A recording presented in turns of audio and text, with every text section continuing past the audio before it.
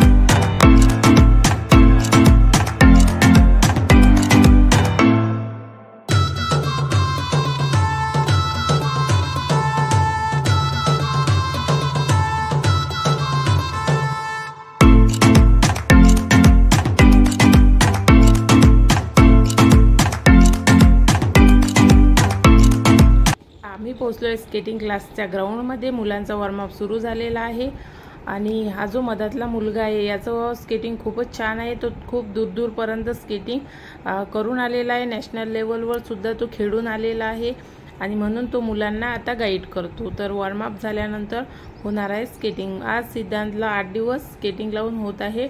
तर आतापर्यंत त्याचे स्केटिंग सरांनी लॉक केले होते, मग थोडे उघडले होते त्याचे लॉक। आता त्याचे लॉक पूर्ण फ्री करत आहे। तर मग आज तो खूपदा पडणार आहे, कारण स्केटिंग म्हणजे काही सोपं नाही आहे। खूपदा पडावं लागते, त्यानंतरच स्केटिंग येते। तर कोणाला 1 महिना झाला, कोणाला 8 दिवस झाले, कोणाला 2 दिवस झाले आणि कोणाला वर्ष, 2 वर्ष, 3 वर्ष, 4 वर्ष आणि 8-8, 10-10 वर्षापासून मुलं प्रॅक्टिस करत आहे। म्हणजे तो जो मी मगाशी मुलगा दाखवला तो 6-7 वर्षापासून प्रॅक्टिस करत आहे सरांकडे। तर अशा प्रकारे खूप सारे मुलं आहे, छोटे मोठे। तर प्रत्येकाचा ही जी मुलगी आहे ही छोटीशी ही खूप क्यूट आहे। पडते, उठते आणि परत स्केटिंगला सुरुवात करते। ही सर्वात छोटी मुलगी आहे। 4, 5, 6 वर्षापासून लेकरं इथे स्केटिंगला चालू झालेले आहे। ते 20-20, 21 आणि ज्यांचं चॅम्पियन आहे, जे चॅम्पियन म्हणजे स्टेट लेवलवर खेळून आलेले आहे, असे मुलंसुद्धा इथे प्रॅक्टिस करतात। तर इथे छान शिकवलं जाते चालायचं कसं। हे जे मुलं आहे हे सर्व मुली पण आहे यामध्ये, हे सर्व स्टेट लेवलवर खेळून आलेले आहे, दूर ठिकाणी जाऊन आलेले आहे। आणि यांची जे स्केटिंग आहे हे इनलाईन स्केटिंग आहे। तर यांचा स्पीडसुद्धा तितकाच चांगला आहे। ज्यावेळी यांची स्पीड लावल्या जाते त्यावेळी सर्व मुलांना आतमध्ये व्ही शेपमध्ये असं चालायला लावतात सर। नंतर बारीबारीने मुलींची, मुलांची, हायस्पीडवाल्यांची वेगवेगळी स्पीड लावल्या जाते। तर आता मुलांची स्पीड लावली आहे। तर यामध्ये सिद्धांतसुद्धा आहे, त्याचा स्पीड कमी आहे कारण त्याला 8 दिवस झाले आहे। तर हा तिथे ऑरेंज टी शर्टवाला जो आहे तो सिद्धांत आहे। मागे आहे तो आणखी, त्याचा रेड हेल्मेट आहे हा। तर हा आहे सिद्धांत, पडते, उठते आणि त्याचं चालू आहे। वाढेल त्याचा स्पीड, चांगला ग्रो केला त्याने, लवकर त्याचे लॉक खोलले। काहींचे अजून लॉक पण खोलायचे आहे।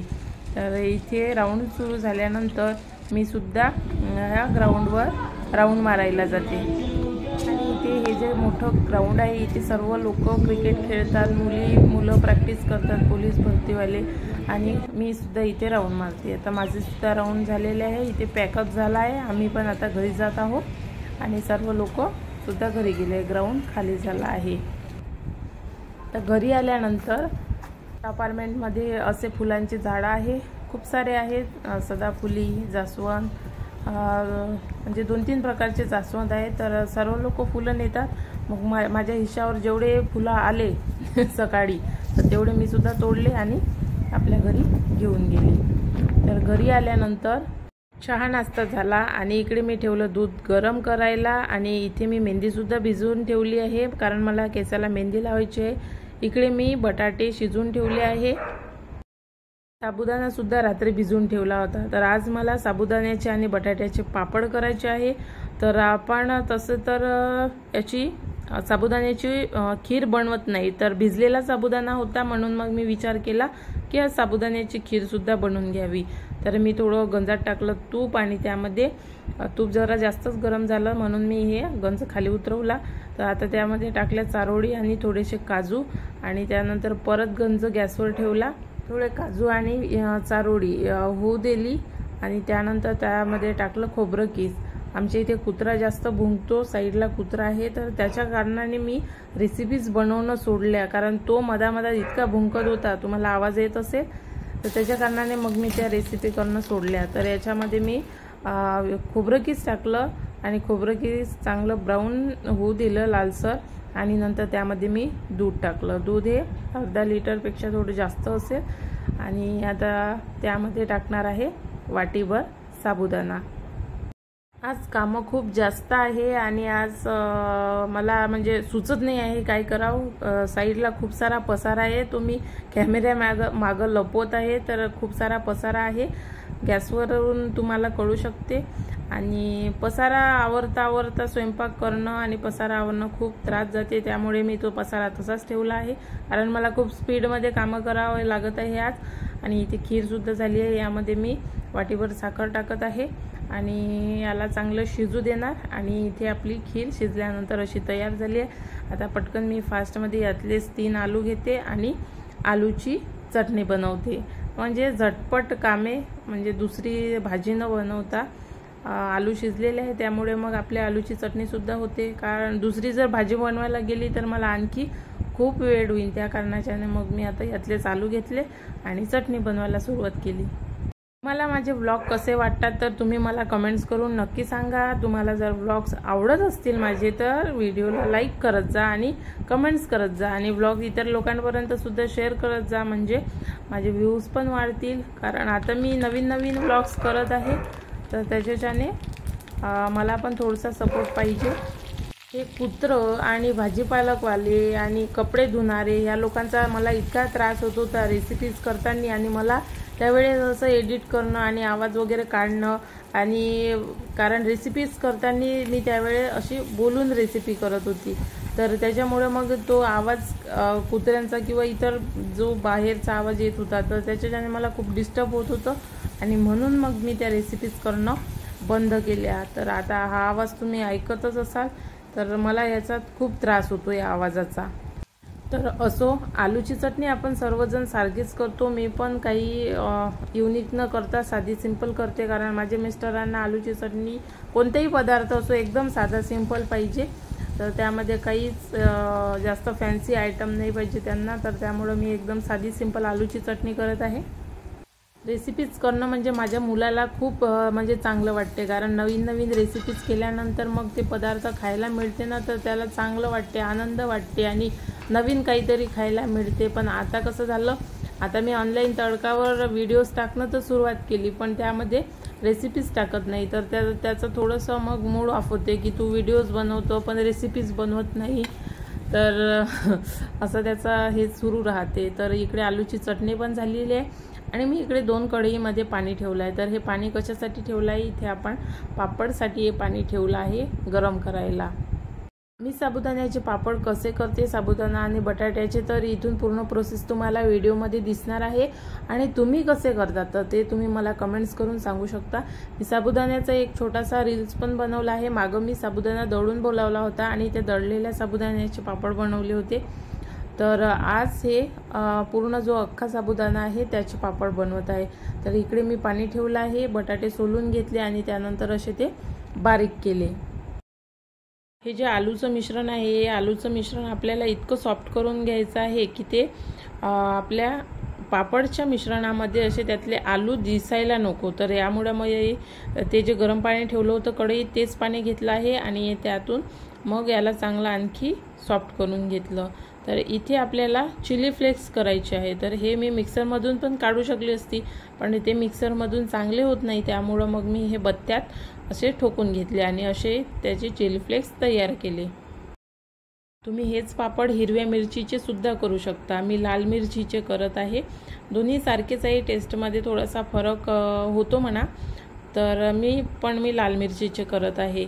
तर इकडे मी आता गरम पाण्यामध्ये जिरं टाकलेलं आहे, यामध्ये मीठ तरी मी यामध्ये 3-4 चमचे मीठ टाकते आणि त्यानंतर यामध्ये चिली फ्लेक्स, तर मीठ, जिरं आणि चिली फ्लेक्स। तर तुम्हाला वाटत असेल यामध्ये तुम्ही थोडा पापड खार सुद्धा टाकू शकता, त्यामुळे तसे तर साबुदाण्याचे पापड तळल्यानंतर फुगतातच, पण पापड खार जर टाकला तर तो आणखी खुसखुशीत पापड होतं। तर तुम्ही यामध्ये पापड खार टाका आणि त्यानंतर आता मी काय टाकलेलं आहे, याच्यात थोडंसं तेल टाकलं आहे, 2 चमचे साधेवाले 2 चमचे तेल टाकलेले आहे छोटेवाले। तर त्यानंतर यामध्ये साबुदाणा, हा जो साबुदाणा आहे हा आपल्याला चांगला या कढईमध्ये शिजून घ्यायचा आहे साबुदाणा, कारण आता हे मिश्रण जास्त होणार या कढईमध्ये, कारण मी हे आलूचं पण मिश्रण टाकेल। आलूचं मिश्रण मी परत एकदा चांगलं ढवळून घेत आहे, बघत आहे त्यामध्ये आलूचे काही असे राहिले तर नाही ना, तर जर राहिले असेल तर परत एकदा चांगलं तुम्ही सुद्धा ढवळून घ्यायचं, म्हणजे काय होते पापड करताना एकतर पापड मग तुटत नाही आणि असा पापड ओबडधोबड दिसत नाही, तर त्याच्यानं हे करणं महत्त्वाचं आहे। आता याची छान प्युरी झाली आहे, याच्यात आलूच्या गुठळ्या जास्त राहिलेल्या नाही, असले तर थोड्या बारीक असू शकतात पण नाहीच आहे। तर आता हे आपल्याला साबुदाण्यामध्ये सोडायचं आहे।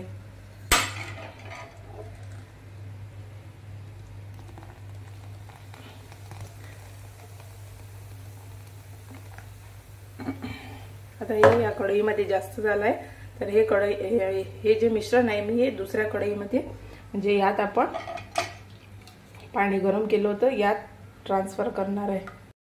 तर 2 साईडला 2 आहे, एकाची फ्लेम जास्त आहे आणि दुसऱ्या गॅसची फ्लेम कमी आहे, ह्या गॅसची फ्लेम कमी आहे। तर याच्यात मी आता मीठ टाकत आहे, कारण मी ते थोडं टेस्ट करून बघितलं तर मला ते दोन्ही थोडे फिक्के वाटले, त्यासाठी मी त्यात थोडं मीठ टाकलं 1 चमचा आणि याला चांगलं ढवळून घेतलं, थोडं घट्ट होऊ द्यायचं आहे आणि यातला तोपर्यंत साबुदाणा सुद्धा चांगला शिजून जाईल।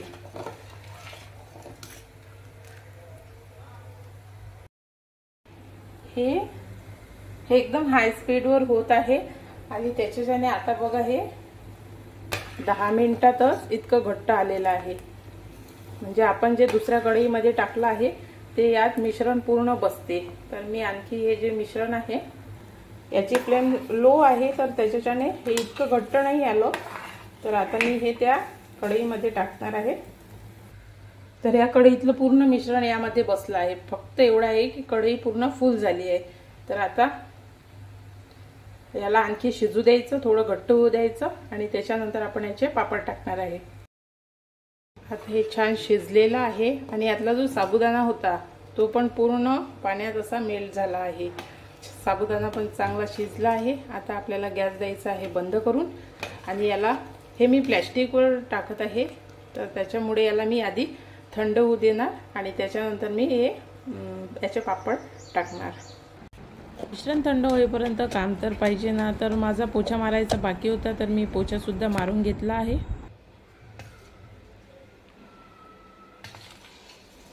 आता हे पण थंड झालं आहे आणि आणखी थोडं घट्ट पण झालं आहे, तर आता आपण याचे टाकू पापड।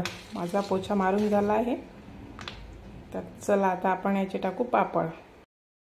हे मला प्लॅस्टिक पेपरवर म्हणजे पॉलिथिनवर टाकायचे आहे, मोठी जाडसर पॉलिथिन आहे आणि मी मिश्रण थंड करून घेतलं आहे, बिलकुल गरम पॉलिथिनवर मिश्रण टाकायचं नाही। तर पॉलिथिनवर टाकल्याचा एक फायदा आहे की त्यावर पापड चांगले निघतात। तर आधी मी त्या पॉलिथिनला तेल लावून घेतलं, त्याच्यानंतर खाली बेडशीट टाकली एक, कारण जर आपण पापड फक्त प्लॅस्टिकवर टाकू तर तो पापड आपला पसरू शकतो, तर त्याच्याने मी इथे एक बेडशीट घेतली आहे आणि त्याच्यावर ही जी पॉलिथिन आहे ती टाकून घेतली, म्हणजे काय होणार, आपला जो पापड आहे त्या पॉलिथिन पण याच्यावर टाकून जागेवर एका जागी स्थिर राहील। तर त्यासाठी मी इथे हे अशी प्रोसेस करून घेतली आहे। आपली कढई आहे, आपली कढई आहे आणि आता मी मधात कोपर घेत आहे, कारण सर्व इकडे नंतर मग काय होते मिश्रण सांडते, तर त्याच्यामुळे मी मधात एक कोपर घेतला आणि त्यानंतर कढई ठेवली त्यावर आणि आता पापड टाकत आहे।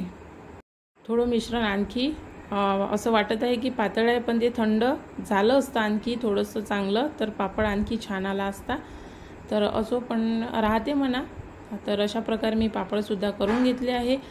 तर आता करत आहे जेवण। तर हा आहे आजचा मेनू। तुम्हाला कसा वाटला तर कमेंट्स करून नक्की सांगा आणि व्हिडिओ कसा वाटला हे सुद्धा तुम्ही कमेंट्स करून सांगा। या मंडळी जेवण करायला साधं सिंपल जेवण आहे आणि याच जेवणाने पोट भरते। तर तुम्ही व्हिडिओला लाईक करायला विसरू नका, लाईक करा आणि चॅनलला सबस्क्राईब करा, सोबतच बेल आयकनला प्रेस करून इतर लोकांपर्यंत व्हिडिओ शेअर करा। नवीन व्लॉगमध्ये लवकरच भेटू।